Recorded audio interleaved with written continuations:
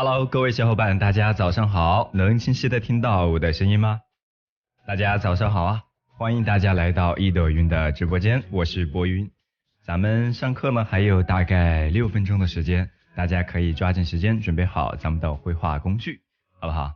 紫嫣、韩糖、小云、雪玉、容颜、玉萍，早上好，大家早上好。今天咱们又开始了啊，又开始带大家来绘制我们的山水。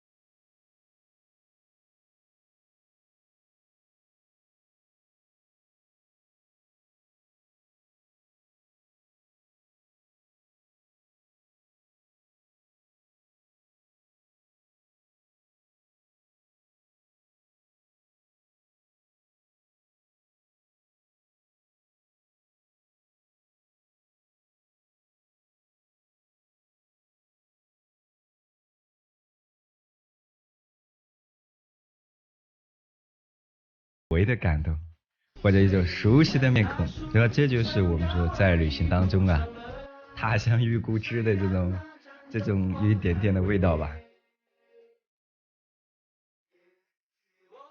是作者自己骑着的驴，对吧？我就知道有同学呢对这个点呢特别好奇，可以，你可以这么去理解。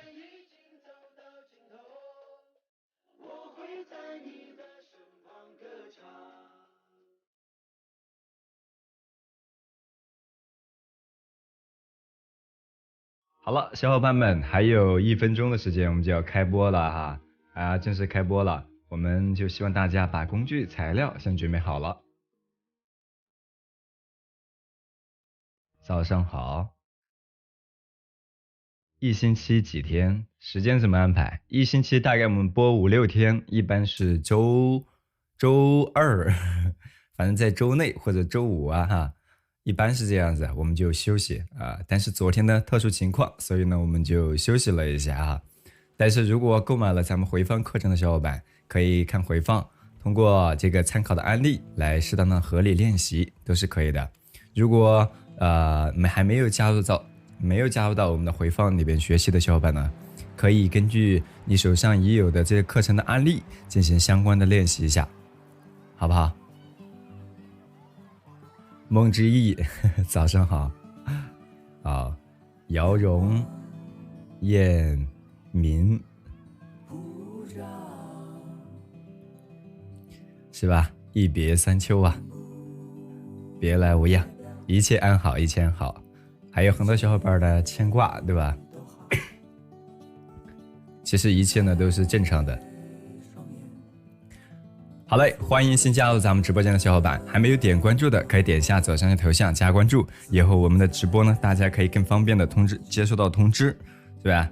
也可以点亮黄色的粉丝灯牌，加入到我们的粉丝群，在我们的群内可以获取高清的案例图和工具清单，提前一天会给大家预告的，好吗？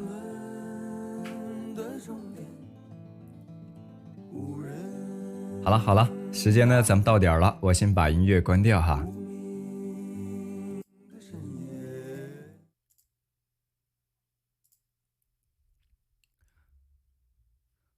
好的，各位小伙伴，大家早上好，欢迎大家来到易斗云的直播间，我是博云。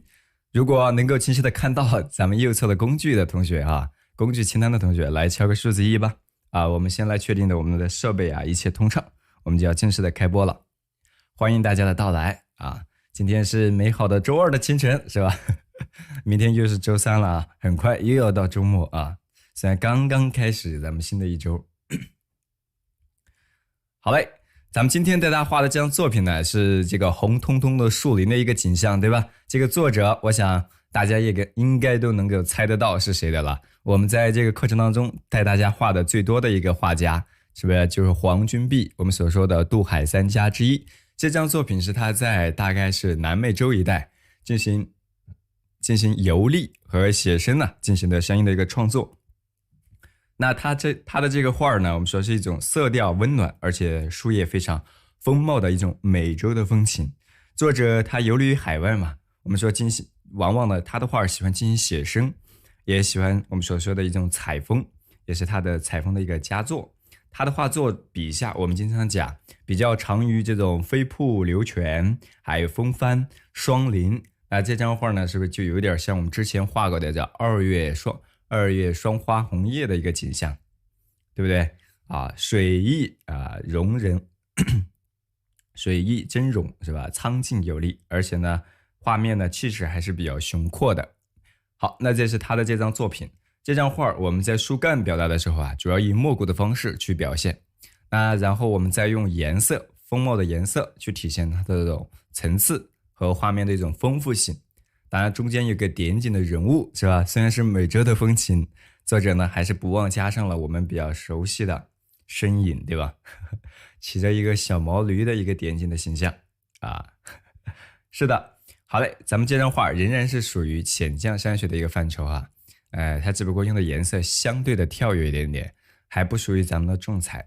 好，接下来我要调转镜头了，大家可以根据右侧的工具提示做好相应的准备。如果你第一次来听或者刚开始接触的小伙伴，我们在屏幕下方的小黄车里边都为大家准备了基础的工具材料，好不好？可以根据自己的实际情况进行挑选。好嘞，我要调转镜头了啊。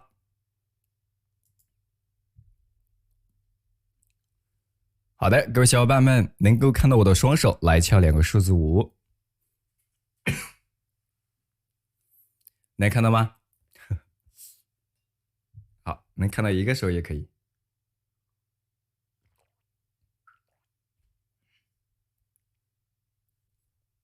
好嘞，好，能看到就可以了然后我们依然给大家介绍一下，今天我们需要用到的笔，是吧？你可以用我们的小号的狼毫，那么这个狼毫笔呢，大概也就是2厘米左右2厘米左右它的一个出锋。然后笔肚呢，它是一个相对来讲啊比较适中的一个粗度，是吧？蓄水，然后韧性呢比较足。然后你可以准备，比如说咱们的这个尖毫，是吧？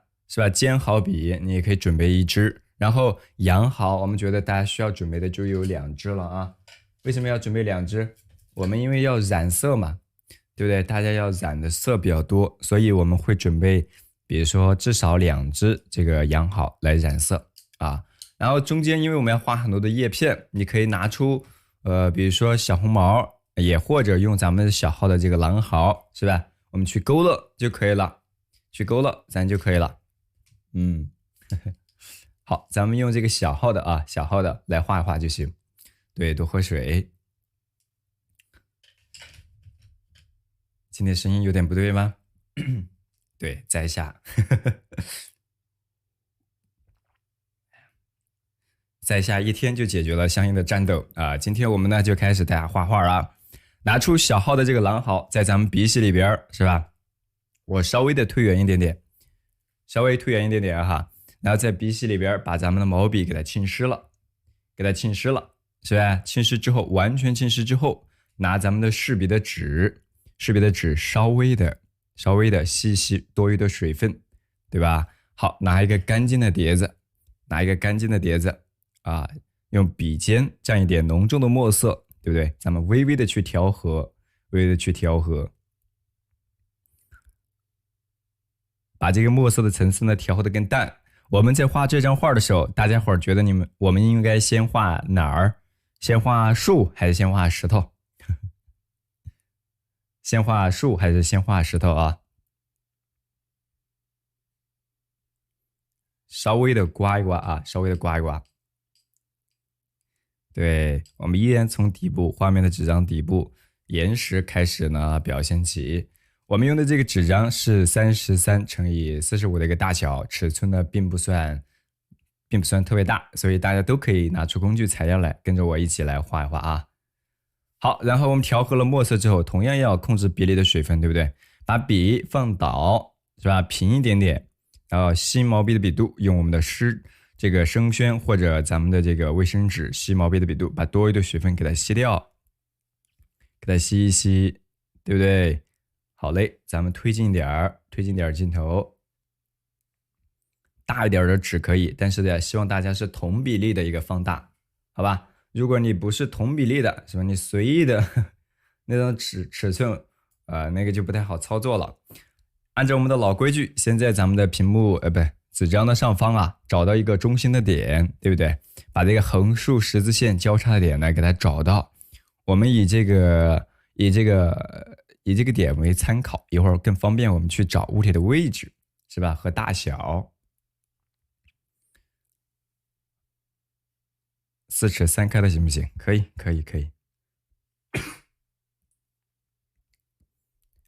好了，我们这个点应该大概确定出来了，对吧？确定出来之后，然后我们呢再从它的底部开始画起。底部我们画第一块小的这种层叠的小的石块啊，它勾勒的线条其实不是特别的实，就用线。大家以前学数学的时候，你们老师至少画过2根线，对吧？好像这种是吧，墨色饱满的这种实线，对不对？然后这种断续的称为虚线，对吧？那他在画这个前面的线条的时候呢，这种断续的线条有一点点明显啊。从底部是吧，竖着的中心线靠右大约2指，从下往上勾勒线条不用特别的粗，对吧？好了，比如说我们勾勒出了大概的这么一个轮廓，大概也就是一个手指这么一个高度吧，一个手指的高度。好，画出一层之后，比如说你愿意在前方，对吧？我们呢，再给它叠加，是吧？再给它加1层、2层都是可以的。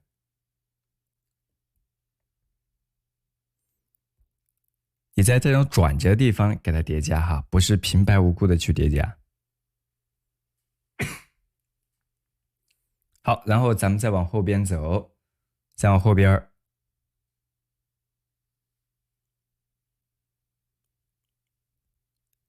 是吧？大概就画到了竖着中心线的位置，是吧？再给它交叠几层，交叠几层这种轮廓，是不是？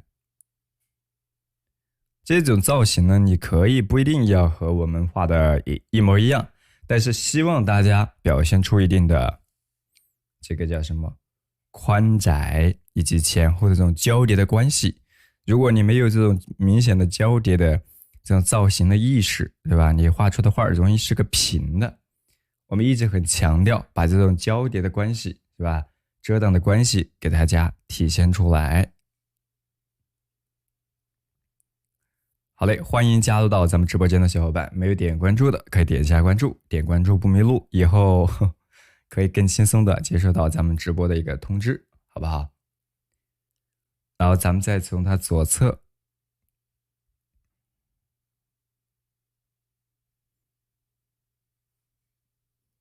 这个呢你就大致跟着什么它的宽窄、高矮，是吧？来叠加一些就行。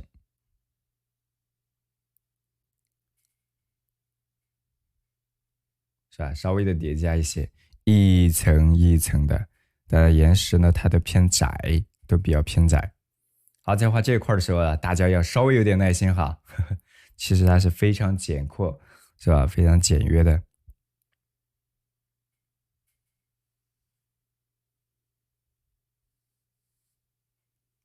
好，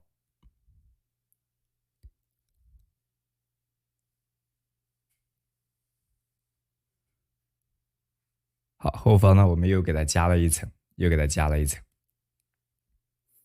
我们整个画的这个岩石最高的地方，它还不到这个画面，比如说纸张底部这一半还不到，是吧？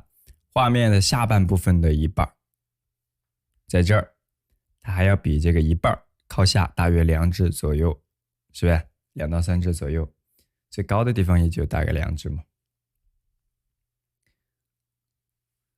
好，也祝大家伙儿一切很好哈。我已经健康了，一切都好了。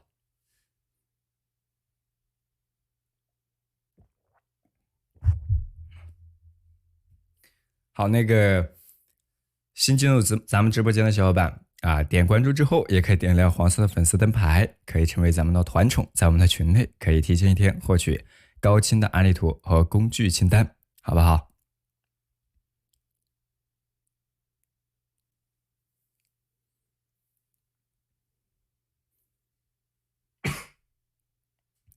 这块如果跟着画出来的小伙伴来敲个数字1，好不好？敲个数字1，然后在咱们竖着的中心线左侧是吧？斜坡啊，斜上方，它的左上角，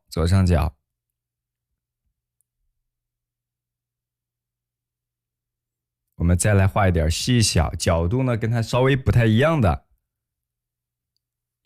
不太一样的石头啊。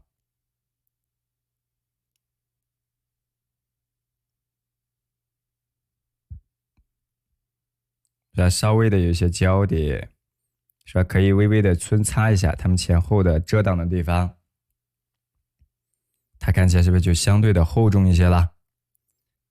是吧？把前后区分开，然后接下来我们也是用点淡墨，用一点点淡墨，是吧？去擦也好，是吧？去皴也好，笔触呢它相对不是特别的明显，是吧？你可以直接用擦的这种方式，擦的时候大家记住了哈。我们调和的墨色要比我们皴的墨色它要淡，这个是我们反复给大家强调的哈。一般情况下都是这样子。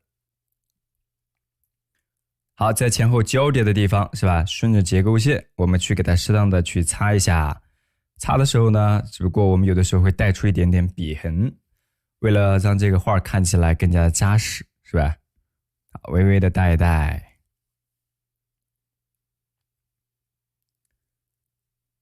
老师的眼神真好，是吧？在它的左侧，是吧？我们再来给它加一加。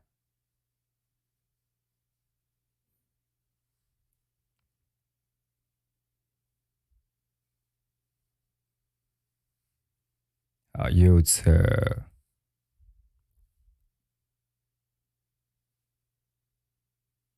是吧？把前后的这个层次一定要给它区分开来，区分开来。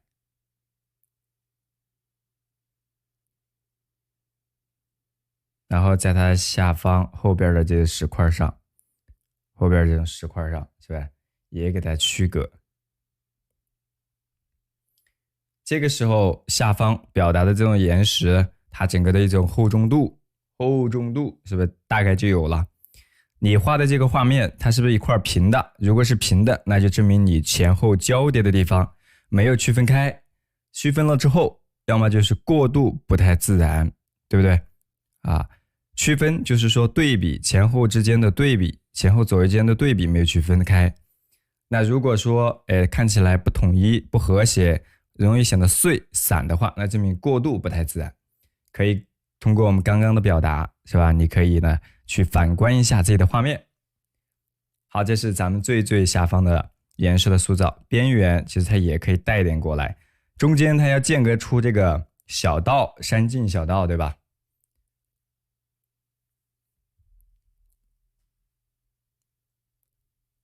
好，我们把这块的石头是吧，大概给它画到这儿了。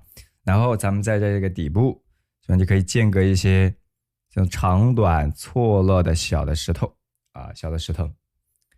谢谢大家伙的关心啊！咱们在下已经阳过了啊，都已经好了，差不多了，就是容易痒痒而已，嗓子，其他都好，其他都还好。好，这块大家画出来没有？如果跟上了的小伙伴来敲个数字1，好不好？我们这康复能力还是不错的。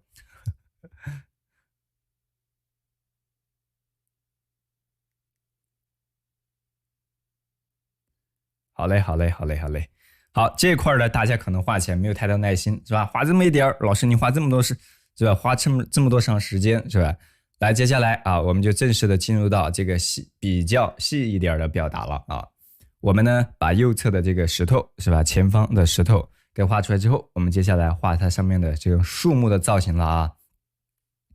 最突出的有2大颗是吧，都比较粗，一颗挨着中心线，一个呢稍微靠右一点点。我们可以先把这个中心线这个呢给它画了，因为它好像在挨着岩石，也是离画面底部最低的地方，就感觉最近啊。好，来，咱们呢用比较浓重的墨色哈，记住喽，这个在画这个石头的时候，我们用的墨色它就比较浓重比较浓重。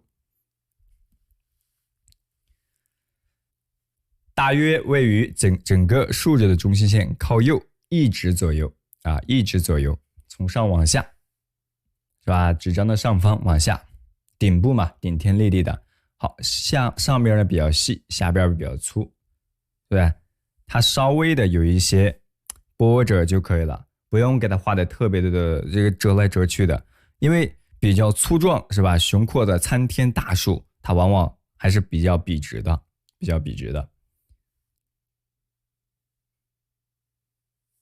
好，再从上往下，然后再从右侧是吧，给它再加一个小枝，然后给它接下来。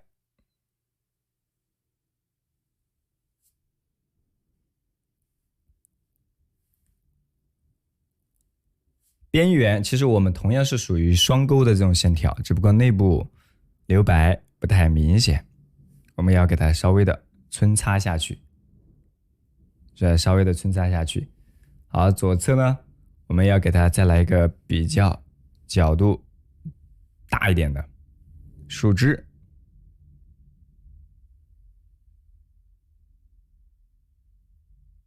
大一点的树枝，或者说比较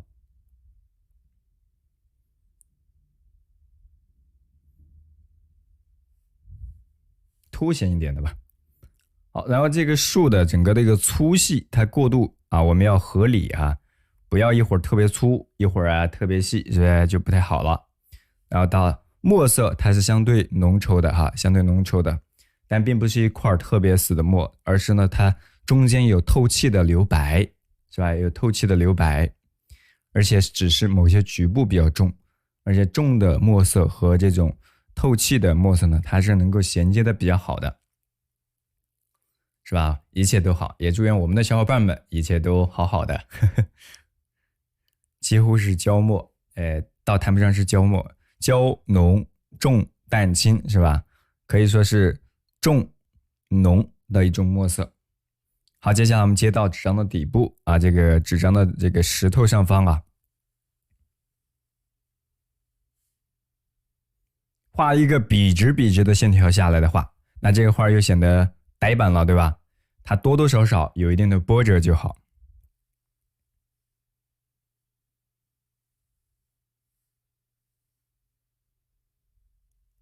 好嘞，然后再从上方，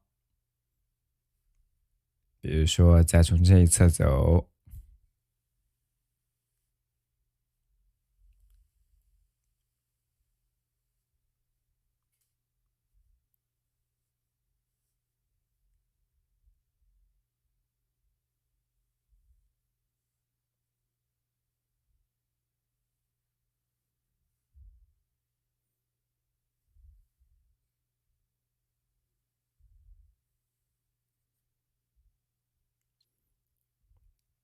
这个时候今天画这个树，你都不用去刻画树皮了，直接用墨块给它概括掉，对吧？直接用墨块给它概括了。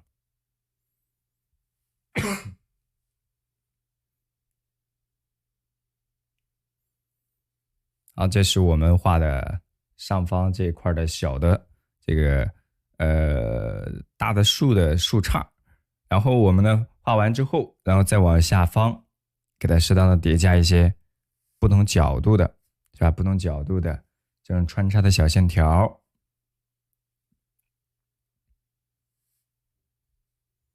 不同的小线条。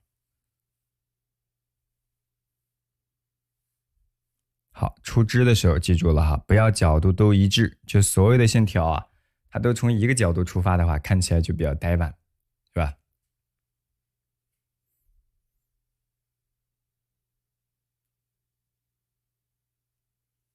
然后再往右侧，再往右侧以及这个左上角，都可以微微的带上一些小的树枝，对。那么顶部这块，我们也可以适当再丰富一下。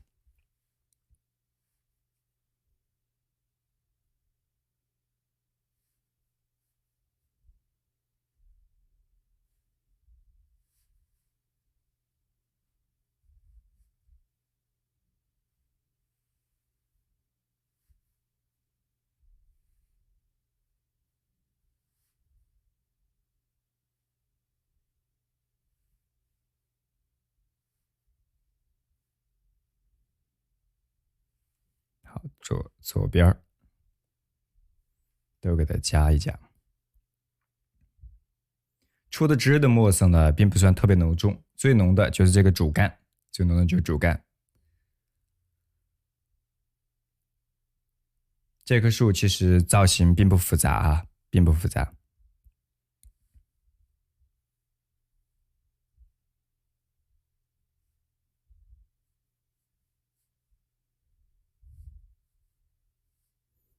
但出枝要比较爽朗啊，线条流畅一些。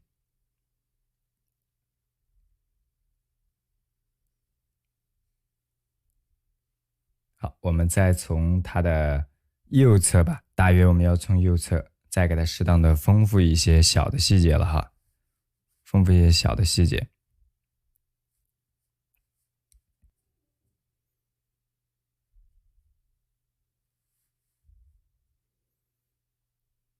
好，这个主干呢，我们可以先画到这儿啊，大致呢先画到这儿，然后再往右侧，是吧？再往右侧，咱们呢再去给它丰富这个画，丰富这个画面，是吧？右侧咱们在画的时候，可以更粗，更加的浓厚一些，是吧？它两棵树的墨色差不多，是吧？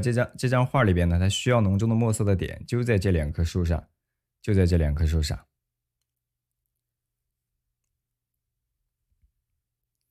好了，我呢现在除了嗓子痒痒以外，其他都还好，其他都还好啊，所以大家不用过分担心啊，希望大家也一切安好，一切安好。既然来了，咱们呢就一起来尝试画一画。来，我们在这个整个画面的大概竖着的中线靠右，你可以拿一个颜料管或者拿一颗大白兔，好，来参考一下，好不好？在竖着的中线靠右，大约这么多的间隔距离，对不对？啊，甚至一个大白兔是吧？你再多加一指嘛，顶多再多加一指，这就是它们间隔的一个宽度了，间隔的一个宽度了。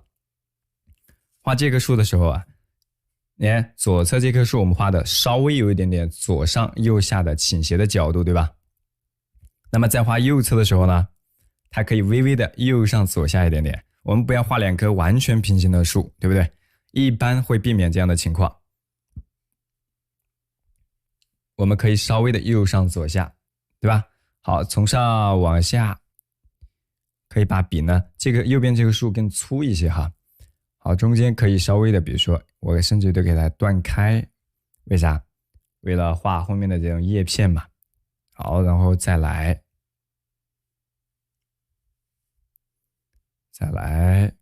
好，接下来我们再从左边你看它这个树的树枝啊，它要挡着左侧这棵树，挡着左侧这棵树，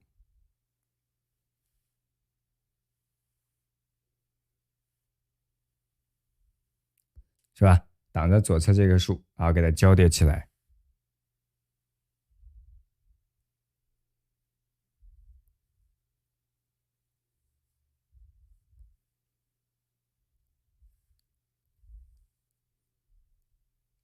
好嘞，再从上往下，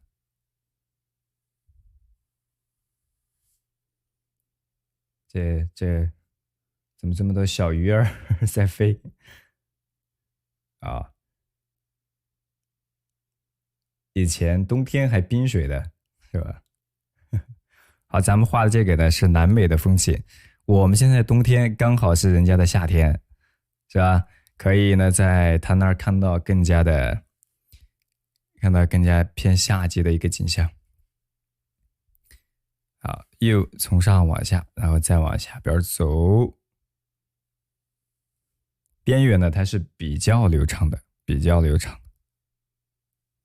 但不能完全笔直下来。刚开始的症状，我是已经好了啊，大家伙儿不必担心啊，我这是已经康复的症状了，其他的症状咱们已经度过了。好嘞，所以说其实并不可怕，大家伙儿呢只要正常的是吧，多多的做好保暖的工作就够了。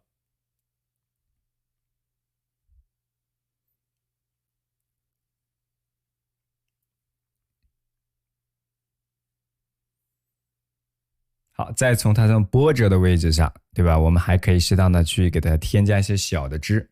画这棵树的时候，这是一种墨骨的方式的去表现，它其实没有特别明显的特点，对吧？在基础的技法教程里边，我给大家讲的那些树呢，有双钩的，有单钩的。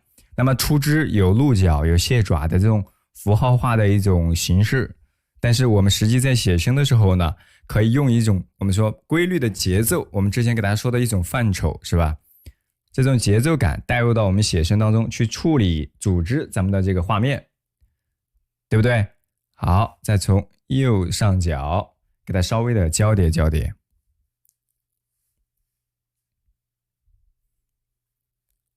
好，可以稍微倾斜一些角度，不能让它完全平行，对吧？好，大家上午好，欢迎新进入咱们直播间的小伙伴，没有点关注的可以点播关注啊。点关注不迷路，以后我们每次直播呢，大家可以更好的接收到我们的直播的一个通知，是吧？可以来跟着我们志趣相投的小伙伴，我们呢再共聚一堂课，来感受一下我们山水的风景，美丽的风景分享给美丽的你，那可以来多多的感受一下我们说这不同地域的这种山水的面貌。来，我们稍微推远，推进一点点。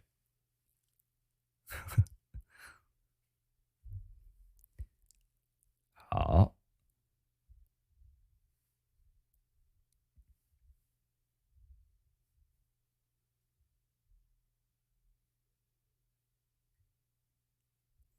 然后再从右侧的边缘，给它稍微的叠加穿插一下，然后这一侧。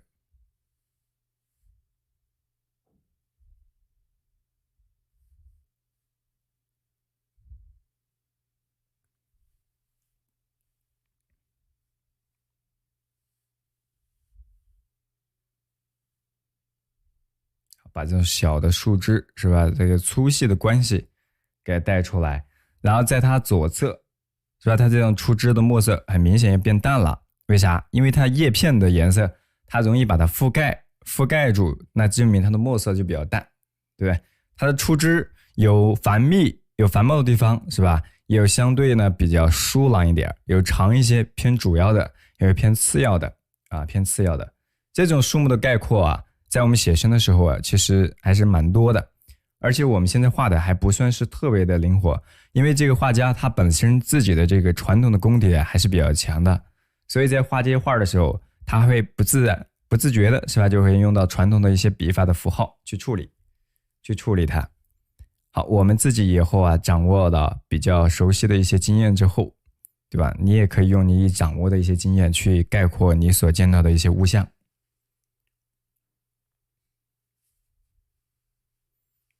好嘞，我们把这个主干是吧，给它推出来了是吧？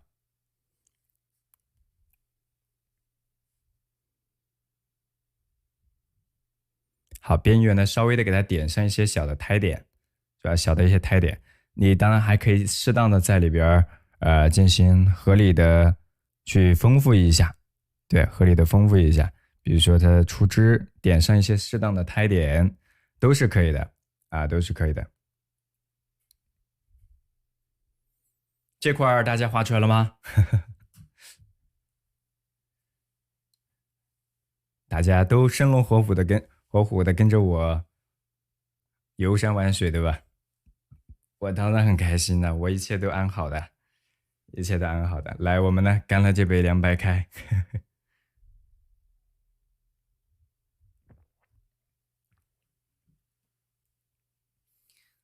好，欢迎各位新加入直播间的小伙伴啊！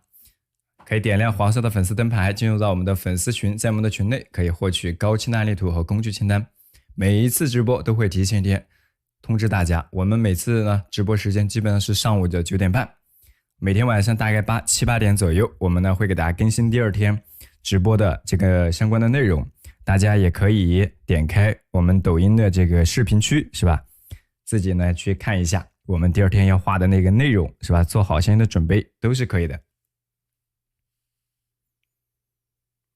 好，然后在底部是吧？高矮错落，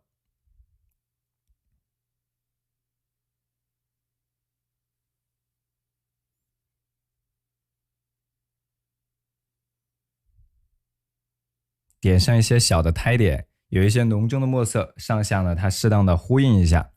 尤其是像这种树干的根部，是吧？树干的根部，它高矮错落一些小的这种枯枝，浓重的枯枝在上方，让这个画看起来更加的丰富饱满。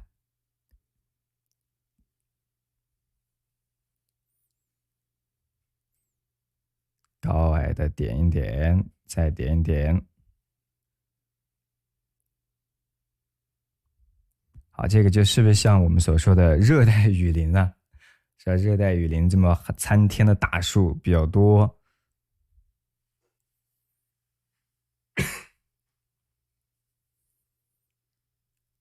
好，在右侧的边缘。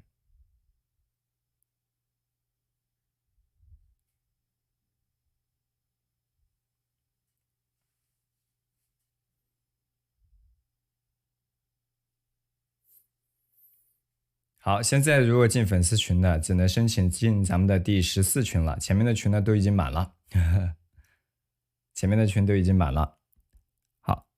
好，申请之后，我们呢管理员包括我回头呢会陆续给大家通过的啊，可以慢慢的来，然后再来画右侧的这棵树啊。今天我们画的这个树木呢相对来说比较多，这张画主要以树木的方式来体现。那么挨着比较近是吧？这一棵疏了，一棵呢靠得远一点，两棵呢近一点，这是我们常见的来组织这些树木的时候，一粗一细是吧？两棵近，两棵密集点，一棵呢还距离远一点点。好，这个树啊细一点儿是吧？挨得近一点儿，是吧？稍微的顿一顿笔，稍微的顿顿笔。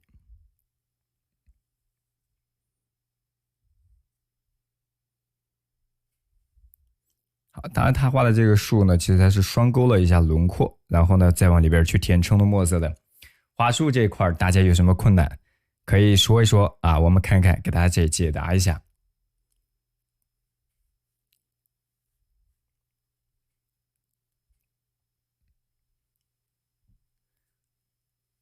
好，然后把左边是吧？我们呢给它稍微的加点小树枝是吧？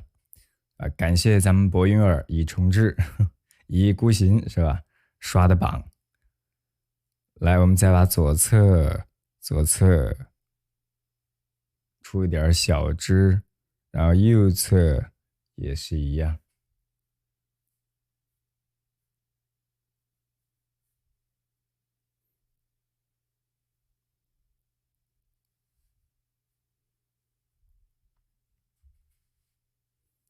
这个出的这个枝啊，还是要铿锵扎实一些啊，线条至少不能让它看起来那么的绵软。今天可能画这个树枝有点繁多，小伙伴们要有一点耐心啊，要有点耐心。其实一会儿大家可以看到效果了。虽然这么多红彤彤的树叶，它其实也需要一定的墨底啊去做衬托的。只要把墨底画得足够充分，咱们在画这个颜色的时候，画儿呢才能更加的丰富啊，才能更丰富的。前两树干是双钩的吗？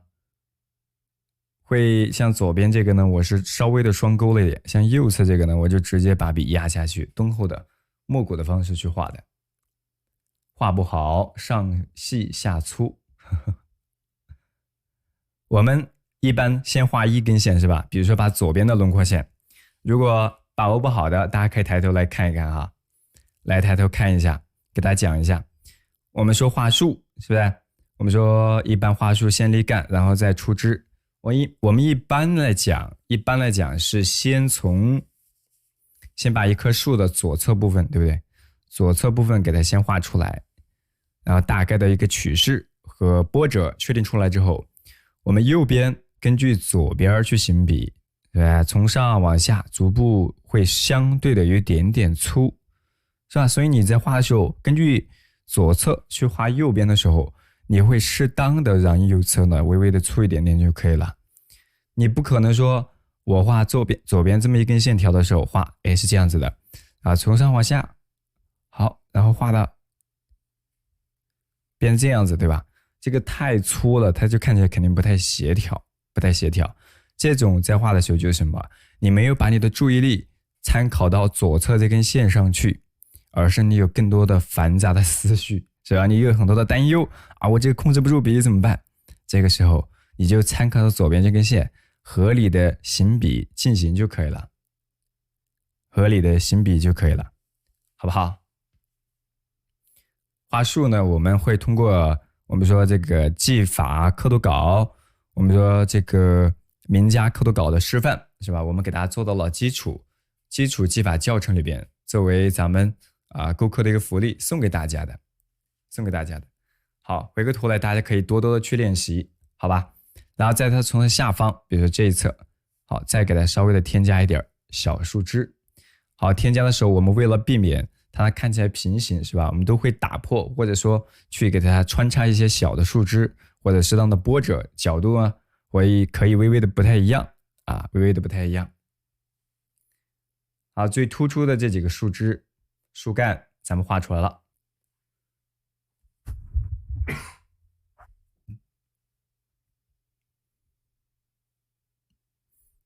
好，在它的这个右侧的这个边角，又要来一棵小树啊，那么这棵树最高的地方也就微微的超过了咱们横着的中心线，从上往下，是吧？从上往下，把咱们的整个的一个树干，好，给它夹出来。很细的一棵小树哈，很细的一棵小树。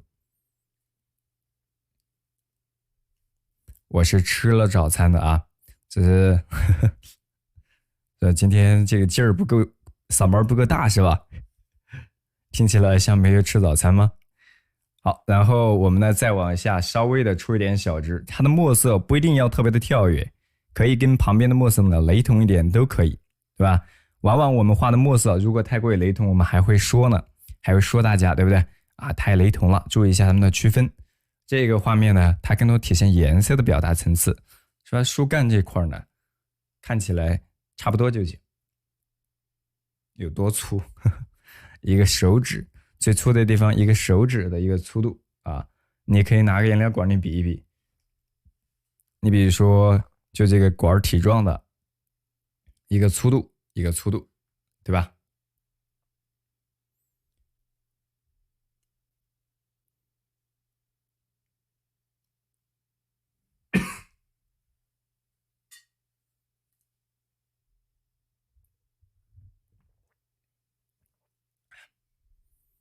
好了，大概这一块呢，给大家画到这儿了。从上往下，我们稍微的擦一下这个小树呢，让它保持一点双钩的这个轮廓感，双钩的轮廓感。纸张晕是吧？画不好很正常，晕也要坚持，多控制一下比例的水分就好了。啊，这是一个你成长的一个经验必不可少的。好，从上往下，我们来稍微的给它出一点小枝啊，像一把这个扇子一样，对吧？好，它像是树枝，也像是某一种叶片。好，这一侧也是一样，参差错落开，并不需要特别的齐平。然后在下方是吧，也可以微微的给它带一带。好，这一侧从上往下。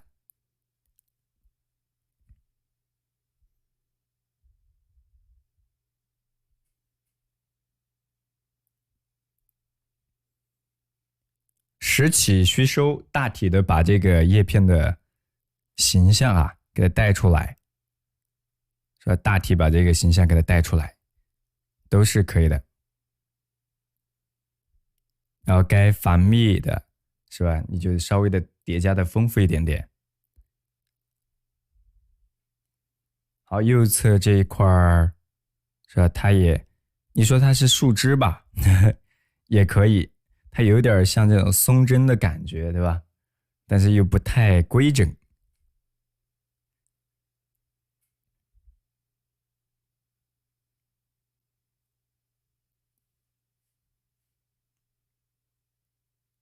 好，来点赞的是吧？好，欢迎欢迎。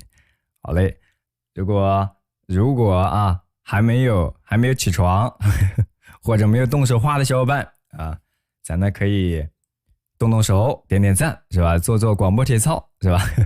让咱们呢这个活络起来是吧？好，把整个树干稍微的点了点，不能让它显得琐碎是吧？局部的地方我们给它稍微的加一加就行，好，稍微的加一加就行。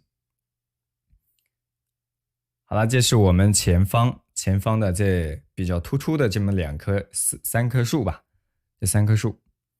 然后再往后边走的时候，我们又要叠加1层2层的这种岩石的这种形态了，叠加1层2层，勾勒底部的岩石的轮廓的时候，它墨色都比较淡，一定要注意到岩石和这个树木之间墨色的区分，好不好？提示你休息了，手速太快那么我们劳逸结合啊，过一会儿再来。好，以后大家不仅仅学会了画画，都是节奏大师啊，都是节奏大师。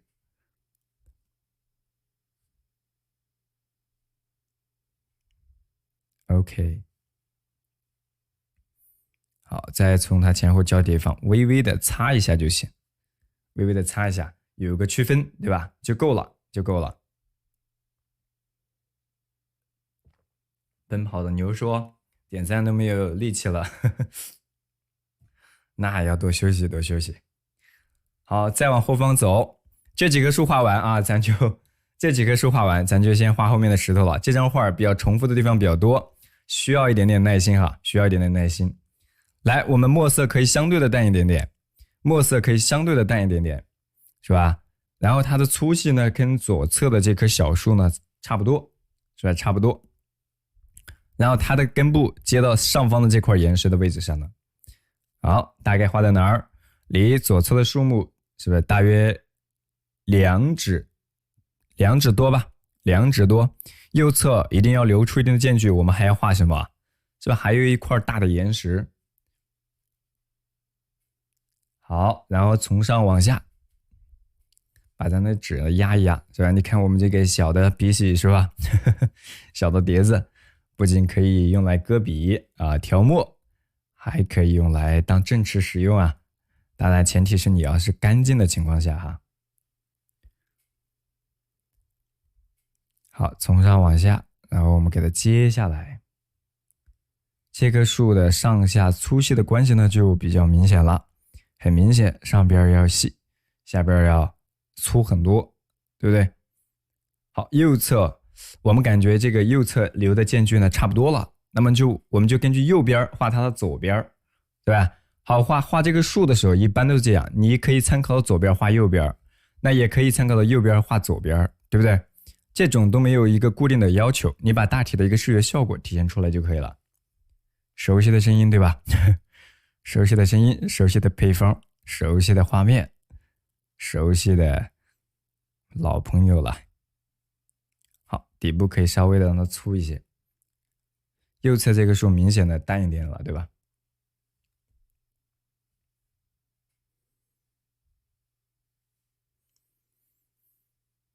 喝点水是吧？让大家也喘喘气。我画的太快了吗？这个速度合适不？啊，慢了还是快了？太慢咱们就快点，太快呢咱们就慢点。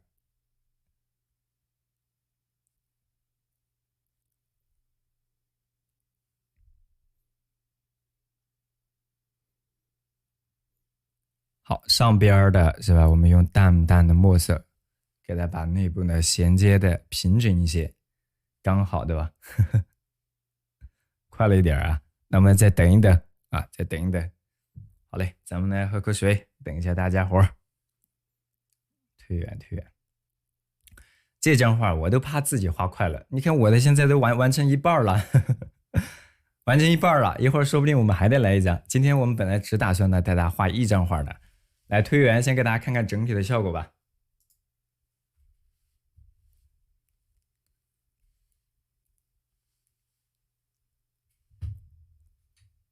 好，看一下整体的一个视觉效果哈，画面的浓淡的对比关系呢是非常强的啊。感谢咱们博云儿的与你相伴，谢谢咱们的欣欣小姐姐。好，欢迎新加入咱们直播间的小伙伴，没有点关注的可以点关注啊，点关注不迷路，以后啊我们的直播都可以更好的、更直接的提醒到大家。当然，我们在上班或者说在工作的小伙伴啊，有的时候呢又不想错过自己喜欢的案例，或者平常工作时间呢不太方便，那么也可以啊加入到我们回放的课程当中学习。如果你没有绘画基础，我们还给大家赠送了基础的技法教程，可以让大家从零基础都能够很好的跟上咱们的课程，好不好？我们正在陆续的更新当中，现在我们总共的更新的课时有快小40个课时了，对不对啊？当然我们是给大家承诺的至少120节完整的案例啊，所以肯定会超过那个课时的，还给大家赠送了好几十节课，是不是？好，那么新加入直播间加入我们学习的小伙伴，我们给大家进行为期1周的这个针对你的画面独家的一个诊断和指导，好不好？独家的诊断和指导，我用语音的方式给大家用这个在群内进行这个给大家的辅导，好吗？之前如果进群，比如说周日那天我们说也要给大家进行的，但是你还没有发作品到群内的呢，我就没法跟你进行指导了。啊，或者没法给你为你进行专门的诊断了，只有你发了我才能看得到啊，对不对？好嘞，欢迎大家点关注啊，点亮黄色的粉丝灯牌就有权限进入到我们的粉丝群，在我们群内可以获取高清的案例图和工具清单，提前一天呢你都可以获取到。当然了，有了咱们回放课程的小伙伴呢，预告和回放你都会拥有，再也不用担心上班跟不上，是吧？上班没时间或者跟不上，来晚了，错过了喜欢的案例等等，都可以在回放里边获得，哪里不会点哪里就行。好了，这块跟的差不多了吧？我们这个等的差不多了，接下来我们推进一点点。而且我们的课程是永久的观看权限哈，不受时间的限制，买了之后就永远呢属于你的了。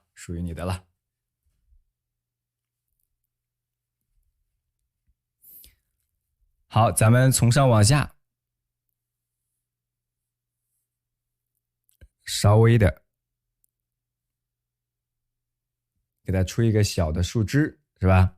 然后左侧是吧？稍微来个交叠，然后再从它右侧微微的丰富一下，微微的叠加，粗细的衔接它也要比较自然。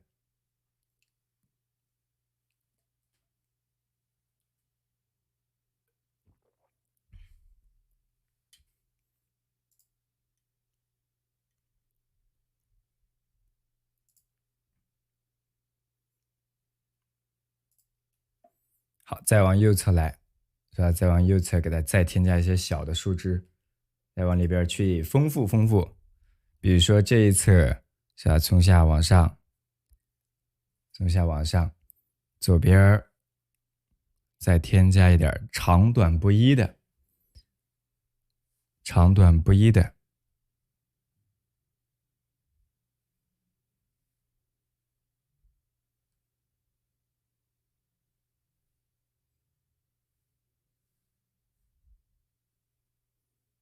再往右侧这块适当的叠加一下，有繁有简啊，有疏有密。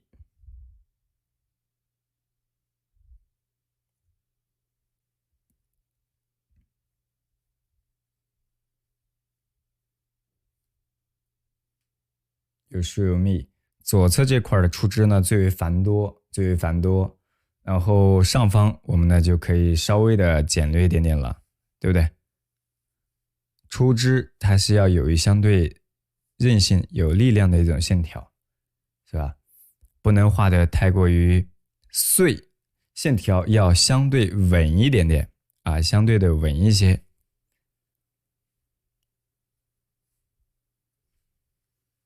好，这是我们画的这一颗啊，这个下边我们感觉好像参考的原作，它的这个粗细关系呢还不够啊，我们可以把底部再给它加。边画呢，我们边去给它调整。好，这个画儿显得更加的丰富一点了啊，更丰富一点了。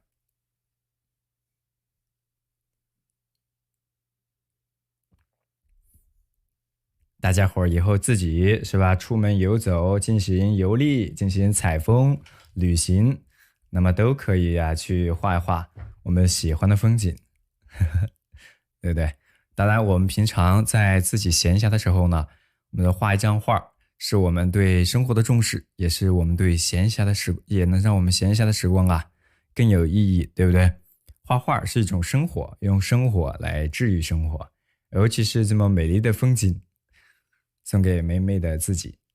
那么再从右侧用淡淡的墨色呢，再来把我们这个岩石大约位于整个画面横着的中心线，对吧？然后往上多少？大约在一半吧，接近一半。是吧？只不过这块的岩石的轮廓并不会特别明显。然后再往下面去倾斜，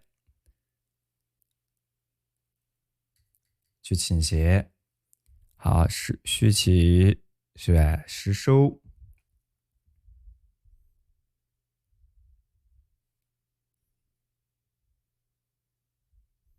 好，微微的交叠一下，微微的交叠一下，然后从内部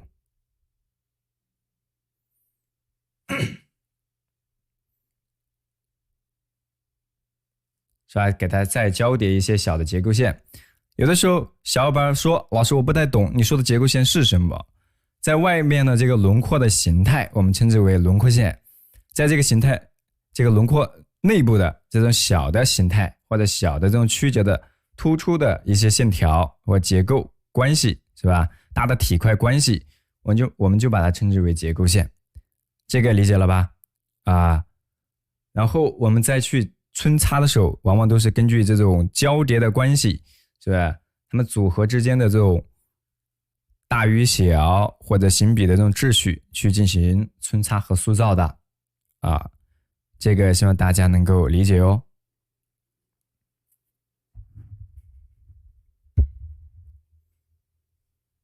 好，然后再从上往下，左下角也给它稍微的带一带。前面的树比较浓重，对吧？为了凸显它嘛，然后一浓一淡，是吧？一个呢比较突出，一个呢相对就要虚一些。好，顶部是吧？揉笔，揉一揉，入口揉，是吧？然后再往下稍微的带一带。这块它皴的擦的都比较平整，有很多小伙伴呢在这种暗的地方，你们自己看一看啊。我说一些比较普遍共性的问题点啊。我在点大家作业的时候发现，就是在处理暗部比较需要大家统一或者统筹这个画面的墨色的地方，大家处理的有点碎，是吧？经常容易碎。它有的地方该平整的你不平整下去，那就不太合适了，是吧？好，再往下边走。只有在偏亮一点地方可以有一些细碎的笔触，它一定要衔接勾勒自然。好，都是根据它的前后交叠的方向，是吧？去行笔，而且用枯色，而且墨色比较淡，相对来说比较淡一点。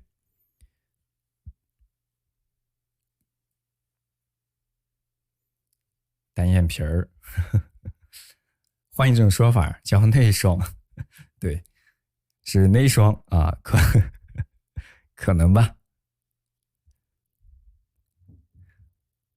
好，然后我们再用淡墨把这个底部，这个岩石的底部皴擦过的地方再稍微的，是吧？用淡墨给它统筹的擦一下，统筹的擦一擦。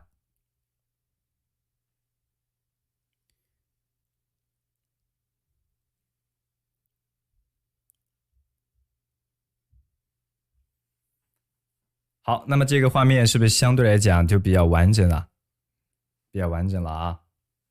来推圆，大家看一看啊。即便是墨稿，它的层次和刻画的这种小的细节，其实就已经比较丰富了，怕的就是大家画的散乱了，对，画散乱了就不太好。然后在这种边角转折的地方，是吧？用浓重的墨点，稍微的给它点一点。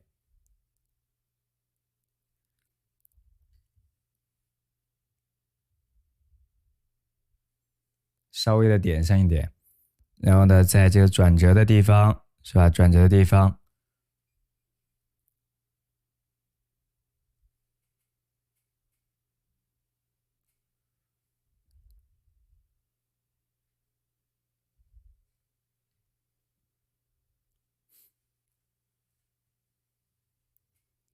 是吧？前后交叠的地方，你看我们是不是都会给它加上一些胎点，让这个画看起来更加的丰富当然，在画这么一个枯木的时候，可能很多小伙伴说我怎么感受不到我喜欢的感觉，对吧？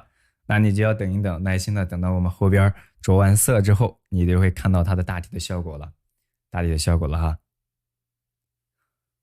我们一会儿如果画完有时间，我们呢可以再给大家画一个小的吧，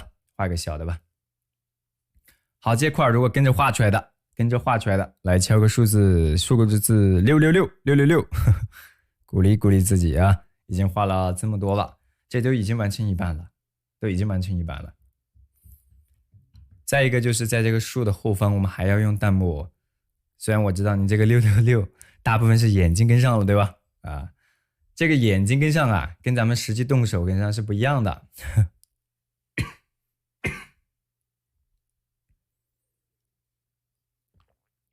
我们说一看就会是吧？一画呢就容易废。但是绘画它不是说我们看一看就能完全掌握，对吧？你如果看着有兴趣，那么我们就需要适当的去练习，让我们的绘画呀更加的这个技法跟基础更加的扎实。绘画不仅仅是一门艺术，而且它也是一个技术活，它肯定是需要你通过一定的时间去锻炼一些技巧的。包括现在很大部分小伙伴是吧，毛笔都没有拿过都没有拿过太久，甚至于还没有拿过都有，这都很正常。可以呢尝试着拿着笔啊跟我们一起来画一画。我们画这些画呢都是比较这个浅显直观的啊，当然它可能在造型啊刻画的细节上也有一定的复杂度啊，但是其实你通过一定的练习都可以达得到画得出来的，所以我们才拿出来带大家一起来画一画。对，再喝水再喝水。好，问题不大哈，大家伙不用担心。只是可能偶尔有点痒痒而已，其他都还好。OK， 好，树干你比如说我们画完，需要我们再复勾一下的地方，我们再去加一加。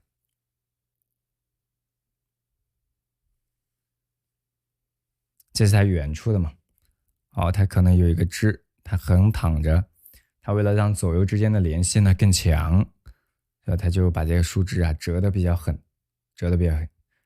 山石的结构画不好，我们可以局部的练一练。很多小伙伴他在村的时候，看到老师这个村的笔触是吧，他就一笔一笔的画下来，然后他不知道为什么我们要这样去村，对吧？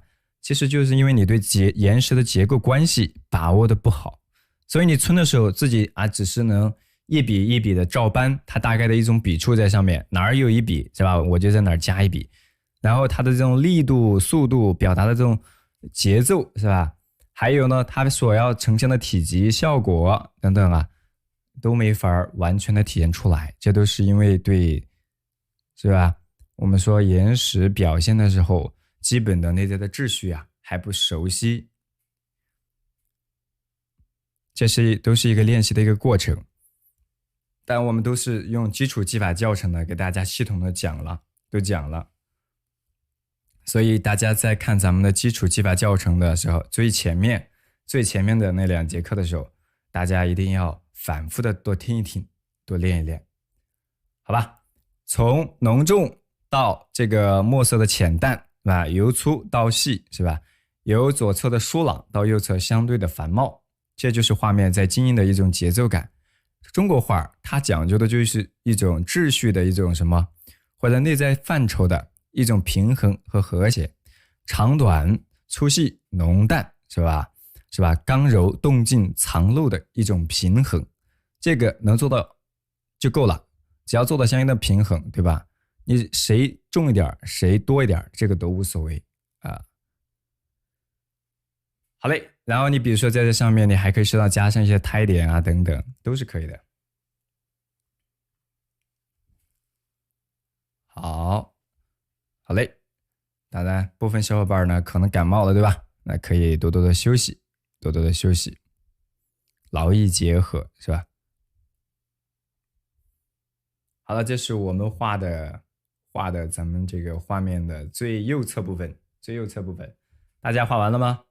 我们花了大概1个小时的时间，啊，把这个画啊最繁茂的地方呢，给它大致的画出来了。画累了没有？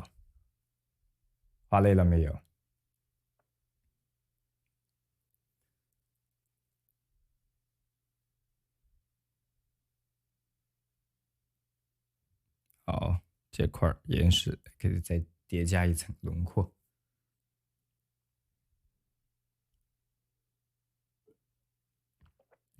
有小伙伴说老师画的真美，对吧？自己10年也画不出这样效果。你多画几张，你也可以画出来，对吧？你多画几张，可以画得出来的。这个画并没有想象那么复杂，只是目前可能还有很多人呢不是那么熟悉。这就是一个熟能生巧的一个过程啊，熟能生巧，勤能补拙。我们坚持一门爱好，收获一个刚刚好的惊喜。你要相信，是吧？坚持跟课，成长可见。它并不是说不可超越、不可模仿，是吧？都是可以的，因为这些画它算不上特别那啥。好，把这个斜坡旁边不是还有一棵树吗？我们把这个树，这个石头就先画到这儿吧，把旁边这个树又得夹出来，算慢的了，对吧？确实，我也觉得算慢的了。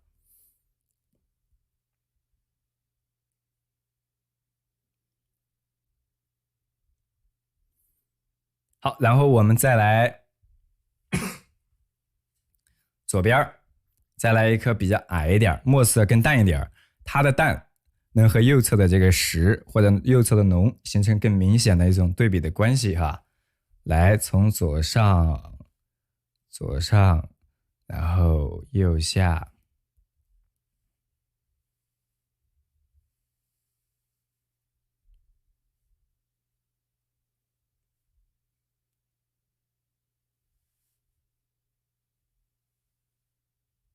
OK，给它稍微的勾勒了，是吧？直接是纯墨色的方式去，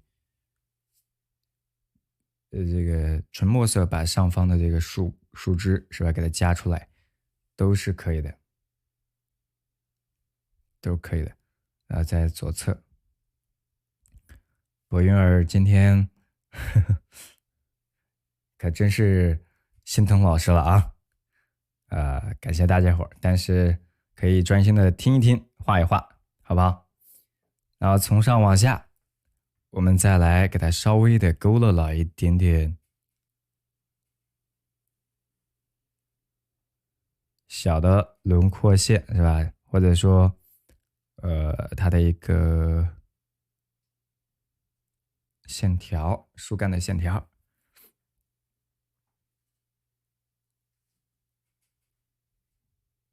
这个是黄君璧的，不是陈少梅的。陈少梅画的画儿，它比较工细，更多是以手宣的方式呢去体现。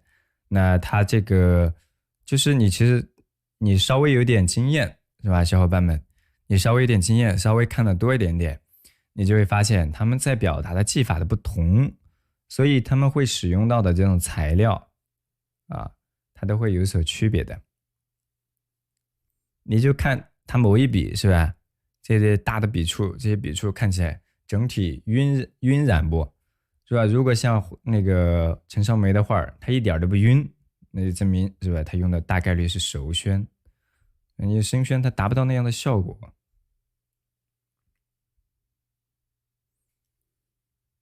好，这个墨色可以稍微淡一点啊，稍微淡一点。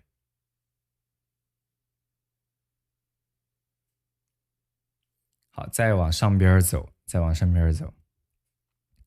好，一会儿呢，我可以给大家分享一下，是吧？咱们快速的找恢复的一些小的方法，希望对我们的小伙伴们呢都有用啊，都有用，是吧？咱们一天把它解决了。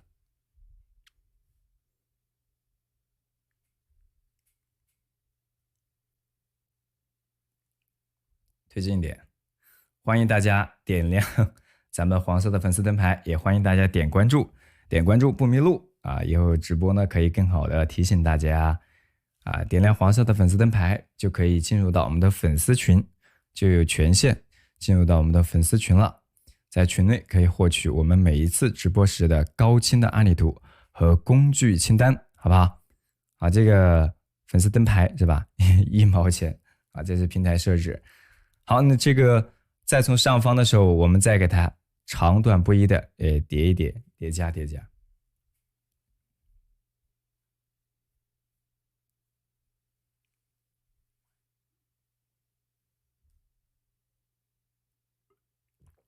是吧？一天就要搞定的。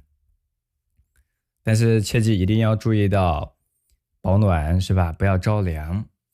只要不着凉，对不对？其实大概率都可以更快，是吧？甚至于可能都不会有什么太大的影响。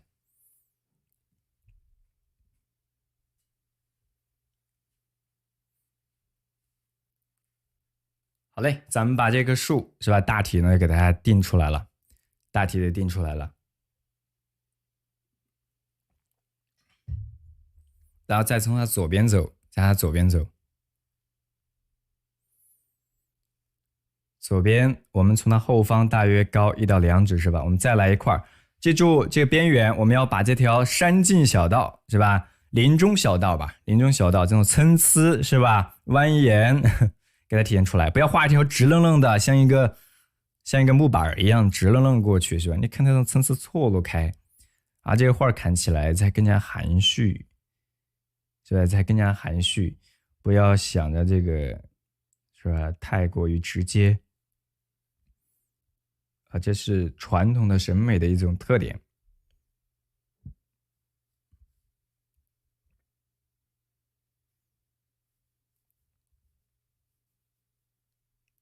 好了，然后我们再从它右侧啊，再从右侧把这个比较凸显的这个山峰，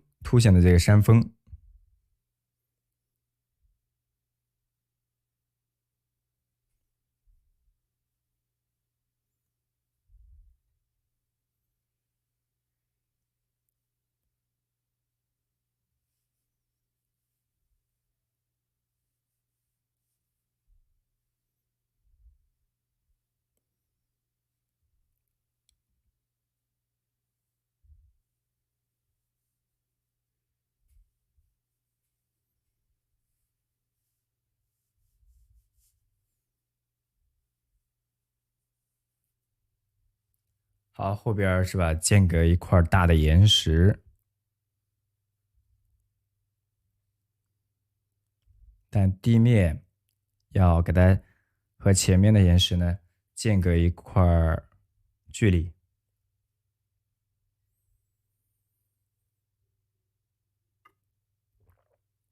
所以一定要注意保暖，不要着凉。稍微有一点点康复的迹象呢，不要去着急洗澡啊，干一些耗费体力的活儿，是吧？那就是吧，就容易更快的康复了。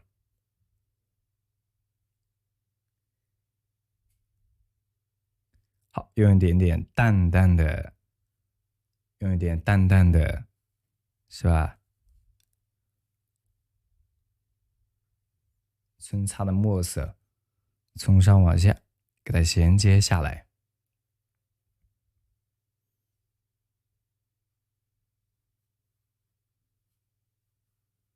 好，第一步，是吧？就给它塑造出来了。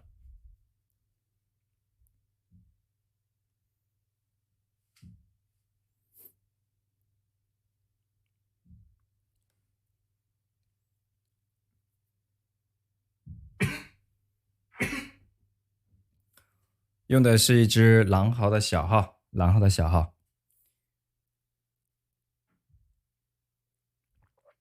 真的是阳过了，还是年轻是吧？好的，真快，这个我还能瞎说呀？当然是真实的体会。好，这是我们画的右侧的这个树哈，我们可以把左侧这个小道画完，是吧？然后我们就开始着色了啊。其实已经画的挺慢的了，大家跟着这个速度，那怎么样？如果觉得合适的，来敲个5；如果觉得快，那敲个1；觉得慢，敲个2。我看看大家的感受啊，看大家感受啊，5是可以的，是吧？好嘞，大部分是觉得合适的，是吧？个别觉得快，有一个觉得慢，2个。大致是合适大家的速度的嘛，当然众口难调，也希望个别小伙伴是吧，快一点或慢一点的小伙伴能够是吧，我们呢能够灵活一点安排，对不对？灵活一点安排自己的绘画的速度，我们尽量呢以一个合适的速度，能够让大家伙儿能够更好的跟咱们的这个直播，好不好？如果确实觉得太快，那么你就可以局部的适当练一练，好不好？如果你有了回放，那么可以通过回放再练习；如果没有回放，那你可以通过我们的这个案例图再适当的练一练。如果觉得太快，如果觉得太慢的话，那么你可以稍微的等等我，行不行？那证明你的基础是不错的啊，基础是不错的。再快一点点是吧？这个快是很容易的啊，但是快起来一会儿，你看看小伙伴们不得骂。好，左下角啊，左下角，我们记住啊，底部这个小道，记住啊，蜿蜒曲折到后方，它是一个从近处的宽到远处逐步变窄的过程，是两侧的浓重的墨色给它衬托出来的。左侧的边角大约留出一个颜料管的间距，是吧？左侧边角一个颜料管间距。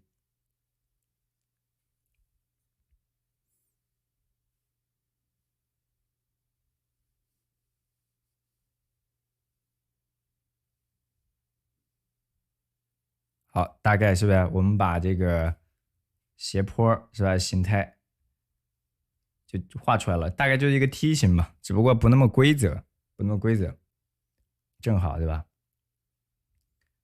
好嘞，然后我们再往后方走，好，稍微的倾斜一下，然后我们再往上方去给它层层交叠一些小笔触。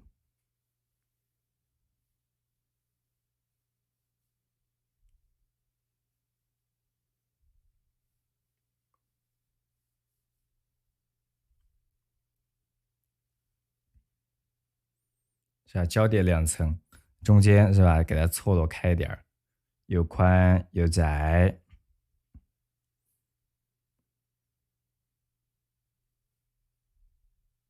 按照自己的节奏来，对吧？我现在自己的节奏也比较慢，有的时候我自己想画快，我发现好像都不太容易快起来。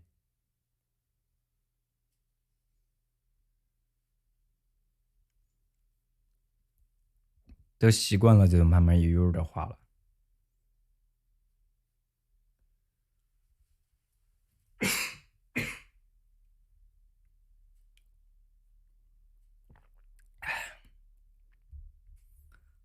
好，我们再来，在它下方，对吧？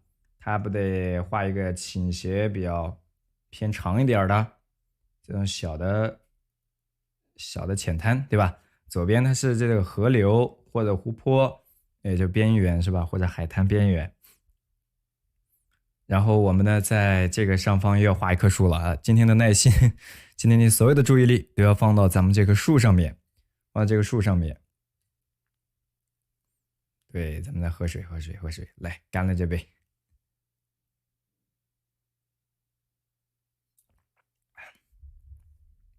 我在之前呢，我就已经连续吃了几天的 VC， 是吧？我连续吃了好几天的 VC， 然后呢，是吧？所以呢，它可能要稍微好一点。要是不着凉，我觉得可能都不会有症状。来，我们再从上往下，是吧？记住啊，就在这个石头这个斜坡这一块前方就一颗比较浓重的，从上往下，对吧？我们稍微的来一个小的这个叫什么树枝，再给它叠加出来。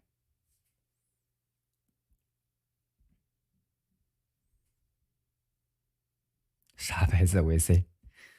就普通的几块钱的，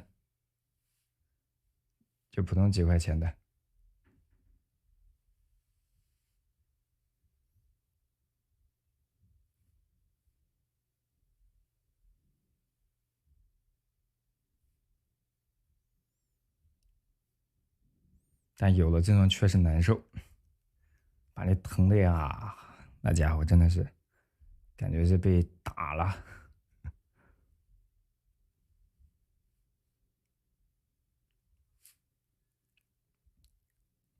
而且要多休息，多睡觉。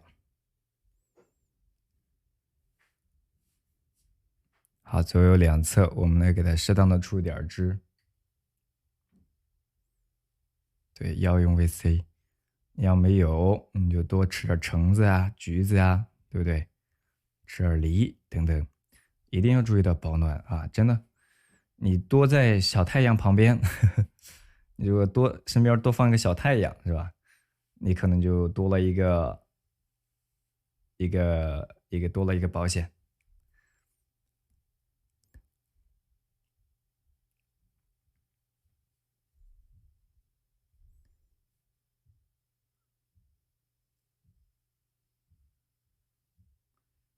真的那个疼痛啊，那酸爽。好，再从上往下，把这个小的树的根脉啊等等给它夹出来，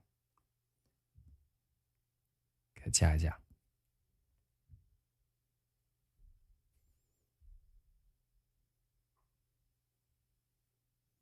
然后它右侧要出一个一个大的枝，这个枝呢没有左侧那么高了，它可以矮一点儿。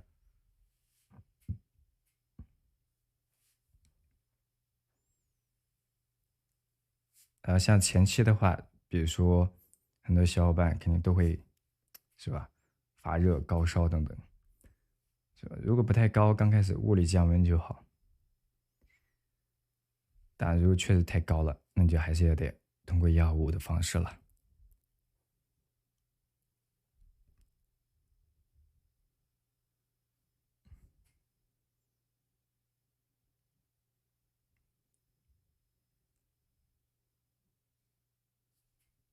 好，我们把这个树干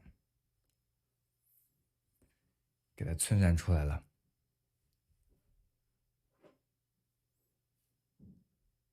手关节痛是吧？飞白的笔法是如何体现出来的？飞白其实就是枯涩的笔，它是在一种比较均衡的一种力度下，是吧？它可以说是速度稍微快一点，力度比较均匀，速度呢它稍微的会快一点点。然后呢，墨色水分呢又稍微的比较少一点，它就容易画出这种飞白来。咱们的毛笔呢，我们给大家介绍过一个套装的毛笔哈。这个套装的毛笔里边有，主要是我们这种蓝竹的狼毫，蓝竹的这种狼毫里边的，你可以用小号。我用的这款，这个咱们的狼毫的小号笔啊，回头我们可以单独问问店铺啊，有没有单独的链接，可以呢给大家参考一个小号的狼毫。这个狼毫呢还是比较基础的，但是对于大家初学来讲，都已经够用了，完全够用了。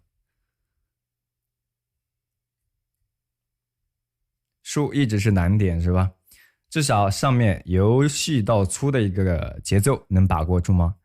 再一个就是出枝的时候，我们说有长有短，对不对？有主有次，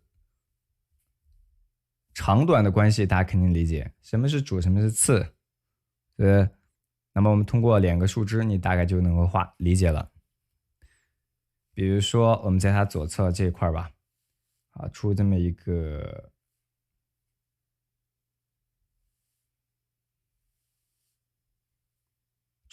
枝。那我问你，比如说抬头看一看，就看最左边我圈住的这一处的树枝，你说这个短的为主，还是说这些长的为主？是不是很明显，突出的很长的视觉效果更突出的肯定为主，而这种短的它为次。而这个画面整个来比较的话，这上面的树干部分为主，而它又为次。这种主次是相对的，它是处理画面这种节奏的关系，而是避免画看起来那么的平板它有一种灵活，一种画面布局的时候的一种取舍和选择，或者说它刻画的时候追求的一种详略是不同的，是吧？你逐渐往细化，是吧？它的主次关系又要发生变化。大的一个主次你只要把握住了，那么它的细节的地方你把握起来就可以更加的得心应手，是吧？这个枝你可以把它理解成是后面那个树枝，是吧？遮挡住之后，它出现的，它左右都可以生发，但是呢不会画的一样长，而且在出枝的位置上，它也可以左右错落开一些，对不对？好，这个我想大家理解起来还是比较容易的哈。剥了几个橘子，啊，当然我也怕说的过于敏感啊，我们只是简单说一说。啊，反正第一个注意保暖是吧？有 VC 的可以多来一点儿，是吧？可以多干点儿。其实没有那么特别恐怖哈，但是年长一点的小伙伴呢，就要稍微的注意一下。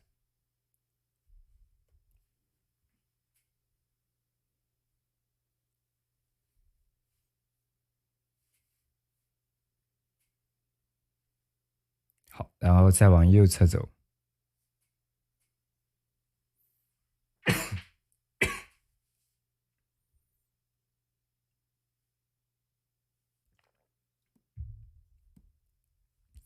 然后在这种出枝的上方，你比如说这一侧，它都还可以进一步的去给它生发嘛，对不对？好，进一步的生发，大体出枝的方向，它都可以参考着这个左边的角度，它生发的角度啊去走，要有主次长短。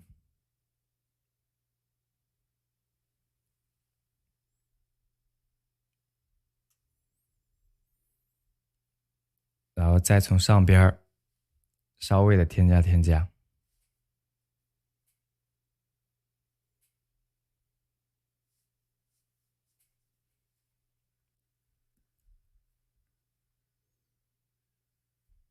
好，我们很快就可以把这张画的视觉效果就给画出来了啊，稍微有点耐心哦。最后就无非就是叠加叶片、染色而已。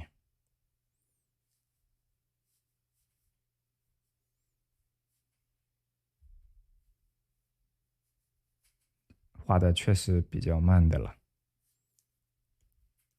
好，这是我们最突出的这个树的左侧最突出的这棵树。好，然后接下来我们往它的底部走，往底部走的时候，左侧左下角它会有一块岩石。如果能跟到现在的小伙伴，我觉得你的耐心已经战胜了80%的，战胜了80%的小伙伴了。为什么？接下来我们要画的内容，是吧？今天画了大部分，画了这么长时间，画这种黑黑白白的这种造型的树木，是吧？看起来和生活当中的树可能看起来不太形象，但是它这个绘画的表现呢，它是要以墨底为基础的。我们说的这种浅江山水，它要具备这种纯墨色的笔墨表达这种高古的笔墨趣味，对吧？它又要具备颜色装饰的视觉效果。我们只有自己见的越多，是吧？你的审美啊才会，或者是你的对这绘画的容纳的宽度、广度呢才会更大。对于各种各样的画面，你都能在这个绘画当中得到一种享受或一种愉悦，或者觉得感受到一定的趣味，那就已经很棒了啊。那当然，对于初学而言呢，对吧？我们没有那么多的经验或者说感受的时候，啊，我非得说这个黑白的好，你也感受不到，对吧？那么可以慢慢的来，这是一个过程。它不是说一蹴而就，一说大家都能够完完全体会到的。当然有耐心，是吧？坚持到这一步，其实你已经有了很好的一个心态的一个准备了。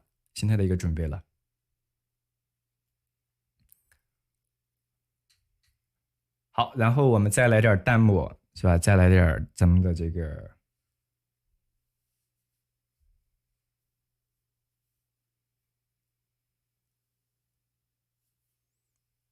个岩石的结构线，对吧？把这个山径的小道给它带出来，旁边这儿这个斜坡的位置，大家注意了，我们要画什么？骑着驴的那个点景的主题的人物。好，在后方是吧？我们再加一个结构线，好，给它延伸到这边是吧？我们还得画2棵树。好，这个山精的小道是不是大家画出来了？我们要用淡墨，这个岩石也是要适当的去给它皴擦，像右侧一样，是吧？擦的比较平整一点点，但是要微微的区分前后。你看我们刚刚是不是用淡墨，用比较明显的墨色吧？是不是给它区分开了前后？现在用淡墨给它做好一些相应的过渡和衔接，对不对？或者让它更加的概括，更加统一，是吧？两边一重，中间的这个山精的小道是不是就出来了？对吧？好，其实并不复杂。当然，这个有的小伙伴说，老师，我调和这个墨色我都把控不好，要么浓，要么淡，要么水大，要么水干，这都是新手是吧？它必然会出现的一些过程，是吧？以正常的心态去看待，这是一个你要去熟悉工具材料，是吧？熟悉这种工具绘画的属性的一个过程，无非也就是3-5张画，是吧？你熟悉了就好了，你会以后会爱上这种感觉的。我们以后大家画这种泼墨，是吧？泼上去的，是吧？好，你手抖也没有关系，是吧？你脚抖都可以抖起来。好嘞，这是我们画的这块树木的造型啊，树木的造型和岩石，然后把后面用很淡很淡的墨色啊，我们用很淡很淡的墨色。体现出它更圆、更虚的层次来，是吧？好，那比如说从上往下，它俩挨的都比较近吧？从上往下，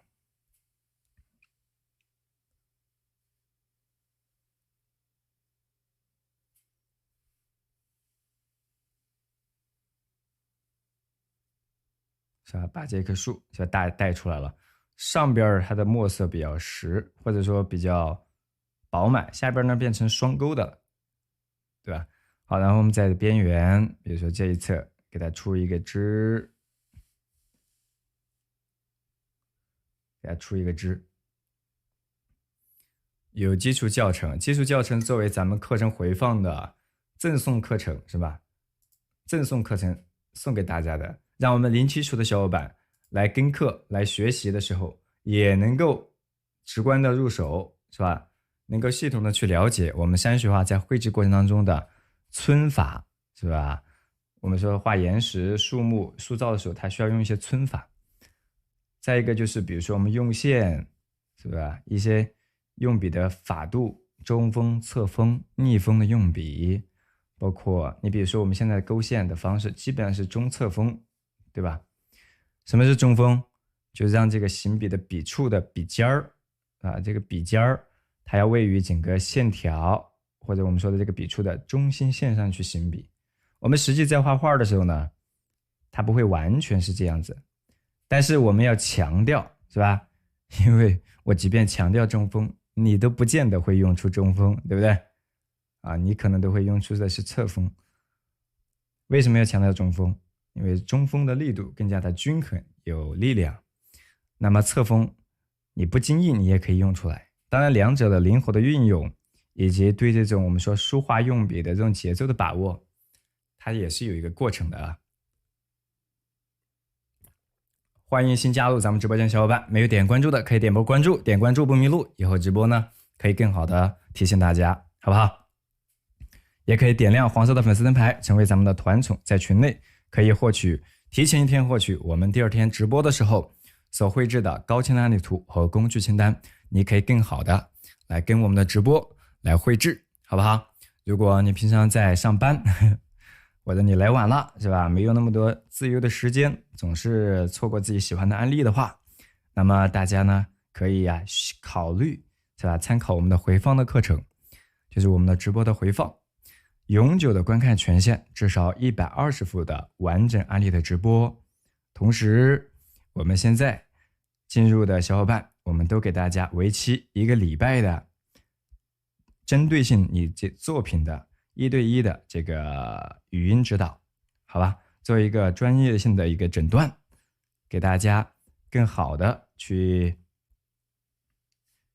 让我们的小伙伴能更好的去跟咱们的直播，或者说更好的、更系统的去学习我们的山水画，好不好？那当然，你要先把你的作品到时候发到我们的班级群，也就是学浪 APP 啊，学浪 APP 里边。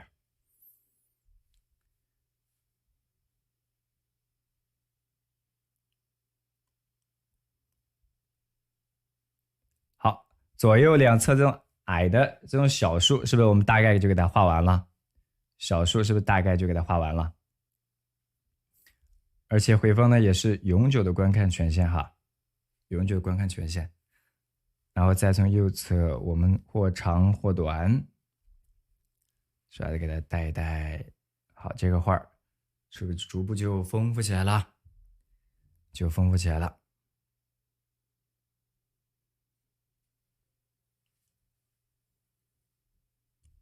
好的，好的，喝口水。好，我们要开始着色了啊，很快了。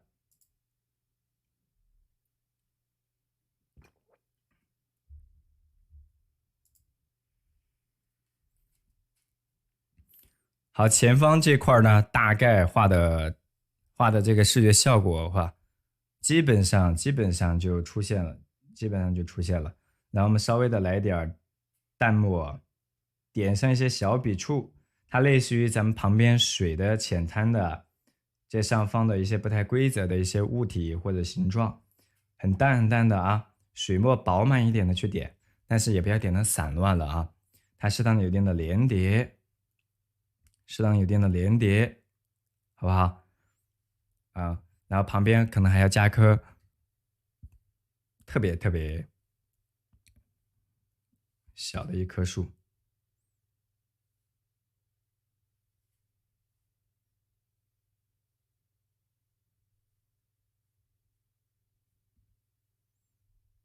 好，在这一块也要加。对，左边还有一棵矮的树丛，我们也给它加出来。这灌木树丛。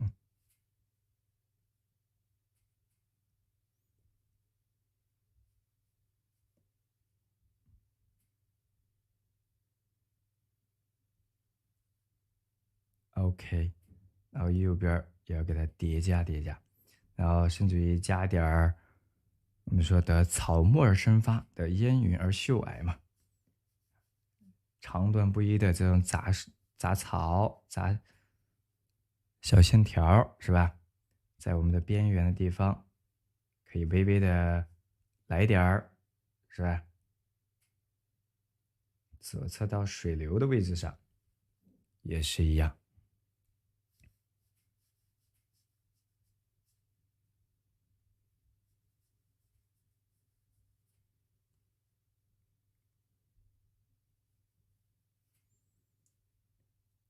好的，然后接下来我们可以拿出小号的小红毛，是吧？画面呢增添点小的细节。来，大家可以用一点比较重一点的墨色啊，在这块呢，它有点像竹叶的这么细碎的小的细节啊，小细节，把细节处理完，咱们这张画是吧，就很快了，就可以着色了。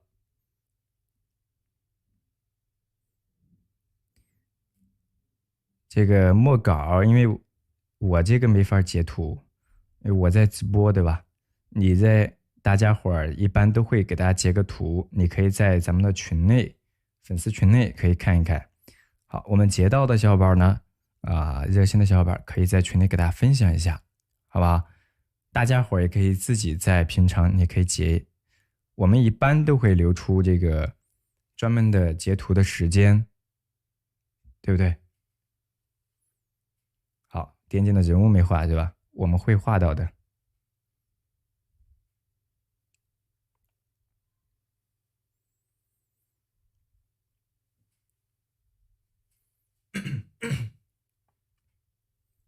好，画面逐步的丰富起来，对吧？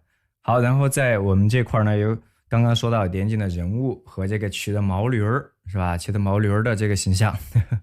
好，我们来画了啊。我们来先从上往下把这个人物给它勾勒出来，勾人物都可以用咱们的小红毛啊。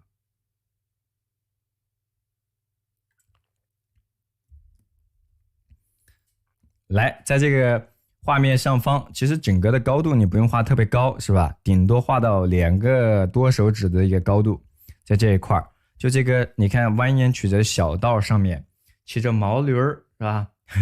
咱也不知道南美洲有没有这个毛驴儿哈，大概大概的一个形象就是他骑着毛驴儿是吧，在仰望远山也好，远望远处的这种山川湖泊也好，对吧？在他的脑袋上面，像我们汉族人的这种是吧，古代服装的这种感觉，包着一个头巾啊，包着一个头巾，然后呢，左边稍微来点头发墨块儿，右边是什么样子的？一个右括号，对不对？淡淡的一个右括号嘛。然后我们不需要给它画什么细节，然后接下来就画肩膀的线条啊，后背的这个线条，后背的线条。然后呢，衣服的线条啊，就不要超过面部多少了，这样斜下来，对。然后有一个衣袖，哎，我们下面留的面积不太不太宽，我们的毛驴一会儿要被挡住一点了啊。好，衣袖大概加到这儿了，对吧？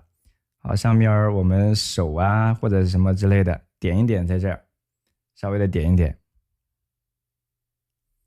然后再从它的屁股这块是吧，微微的加一笔，然后呢，重墨有一定的弧度，把我们这个驴的背部的感觉用重墨给它加出来。当然，在加的时候，我们要注意到它臀部的一些小线条和衣纹衔接要自然。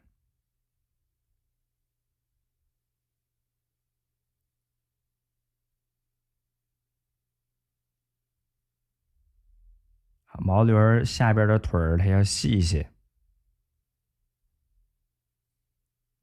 后边这里有一条腿儿是吧？要更细。它旁边不是还有一个尾巴吗？我们还没有给它加。好，后边这个腿儿就不要画的跟前面一样长了，是吧？好，用点淡墨枯笔把它尾巴就给它带出来了，扫一扫，用枯色的笔扫一扫就行。然后在它的手臂这一块儿，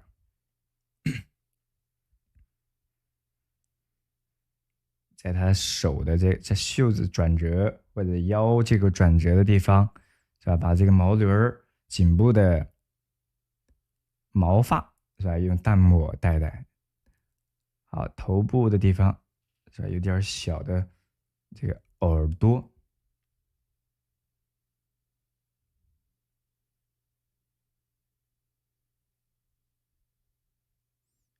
好像我们这样点紧，对吧？你把大概的一个动态动态关系也给它体现出来，就 OK 了。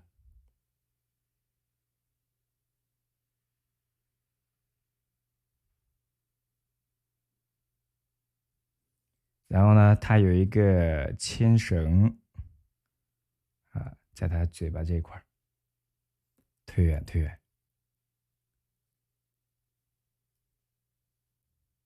扬长小道，还有一条小毛驴儿。但我们这块因为刚刚画的时候呢，稍微挡住了一点，是吧？稍微挡住了一点，不是特别的完整。喝水喝水。好，过2天咱们的嗓子就清亮了，是吧？今天嗓子有点痒痒，有点痒痒。OK。